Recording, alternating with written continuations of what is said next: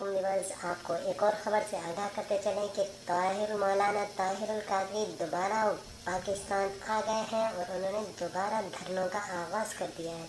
जी हाँ फ्रेंड्स, उनका धरना 17 जनवरी 2018 से लाहौर में दोबारा स्टार्ट हो रहा है। जी हाँ फ्रेंड्स, यानी 17 जनवरी 2018 से उनका धरना दोबारा पाकिस्तान में स्टार्ट हो रहा है और उनके साथ इमरान खान और आसिफ जरदारी भी मौजूद हैं। जी हाँ फ्रेंड्स, हुकूमत पर दबाव डालने के लिए और नए इलेक्शन की आमद पर दोबारा उन्होंने ये ड्रामा शुरू कर दिया है और धरनों का आगाज़ कर दिया है। जी हाँ फ्रेंड्स, ताहिरुल कादरी दोबारा वतन आ गए। उनके मुतालबात में से अहम मुतालबा ये है कि शहबाज शरीफ और राना सनाउल्लाह जो है, ये दोनों जो है, राना सनाउल्लाह, शहबाज शरीफ, ये दोनों कानून के सामने सरेंडर करें। इस तरीके के ये मुतालबात हैं और इन्होंने दोबारा धरनों का आगाज़ मुल्क में कर दिया है। जी हाँ फ्रेंड्स, आपको एक अहम खबर से आगाह कर रहे थे।